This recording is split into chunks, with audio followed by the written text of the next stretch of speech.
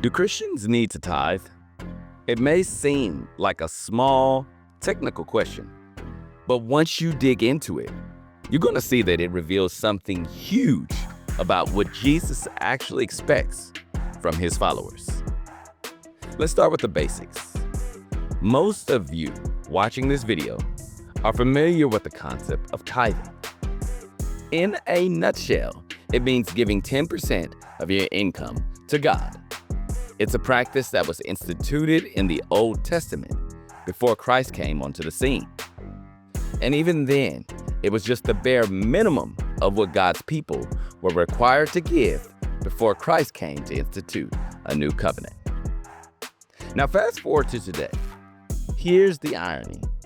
Many churches teach that obeying God is works, that anything we do to obey Jesus is dangerous because it might look like earning salvation, except when it comes to tithing. Suddenly, that particular work becomes mandatory. And Malachi 3 verse 10 gets preached more than almost anything Jesus ever said. So the real question is this: does that Old Testament system still apply to Christians under the New Covenant? Or is tithing a thing of the past? To answer that, we need to listen to Jesus, the one we call Lord, and ask what he actually taught. And here's the surprising part. Jesus never taught his followers to tithe.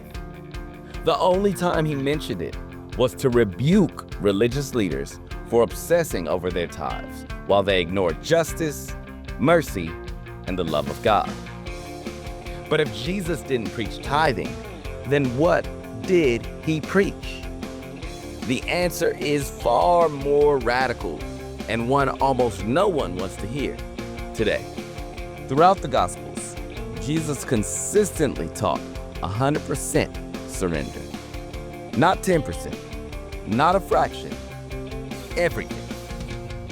And now, in this video, we're going to look at 5 clear examples. Number 1, the widow's mites, Luke 21, 1-4. Jesus watched rich people give large amounts, and then he sees a widow drop in her last 2 coins. He praises that widow because she gave all she had to live on. Why? Because God isn't impressed with the amount we give, but the cost. The great King David once said, "I won't sacrifice to God that which cost me nothing." To God, 100% from a poor widow is worth infinitely more than comfortable giving from the wealthy. With God, the real question isn't how much did you give, it's how much did you keep. Number 2, the rich young ruler. So the story goes like this. A wealthy man asked Jesus what he must do to inherit eternal life. Jesus tells him to keep the commandments. The man says, I already do. And so Jesus gives him the real test. Sell all that you have, give to the poor, and come follow me. Not 10%, not a tithe, all. Jesus didn't lower the standard. It's the same standard set for us to measure up to today. The only question is whether you and I will meet it. Number 3, the greatest commandment, Mark 12. When asked which command is greatest, Jesus answers, love the Lord your God with all your heart, all your soul, all your mind, and all your strength. Jesus didn't say 10%. He didn't say, give God a portion and keep the rest for yourself. He said all, every part of who we are and all that we have. If God deserves all of us, then giving him only 10% of our stuff misses the point entirely. As the saying goes, if God is worth serving at all, he's worth serving with all that we have. Number 4, forsake everything Luke 14:33. Jesus lays out the terms of discipleship. Whosoever does not forsake all that he has cannot be my disciple. And please take note that the same whosoever that everyone loves to quote in John 3:16 is right there in that same passage of Luke 14:33. Notice that Jesus didn't say shouldn't. He didn't say will struggle. He says whoever does not forsake all cannot be my disciple. This is why so many people avoid this verse. It's one of Jesus' most demanding teachings. But Jesus attached a promise to this radical surrender. He said, no one who gives up houses, lands, or family for his sake will fail to receive 100 times more in this life and eternal life in the one to come. Now that reward is huge. I can't think of a better return on investment in human history. But the condition is clear. God wants 100%. Number 5, no two masters. Matthew 6:24.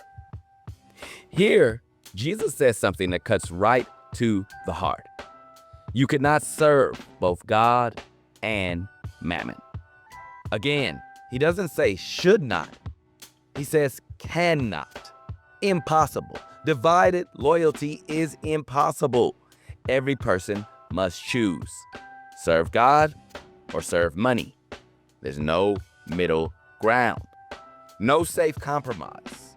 No balanced approach where we give God a slice, but we keep most for ourselves. With Jesus, it's all in or all out. 100% in or 100% out. 10% just won't cut it. Conclusion. So here's the truth. Tithing belongs to the old covenant. Jesus replaced it with something far greater and far more demanding. God isn't asking for 10%. Don't insult him with such a paltry amount as 10%. He's asking for everything.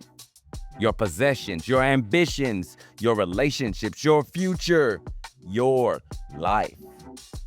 He wants you, and all of you at that. This is the gospel Jesus preached. It's rarely heard today because it's uncomfortable and uncompromising, but it's the only gospel that will actually save your soul.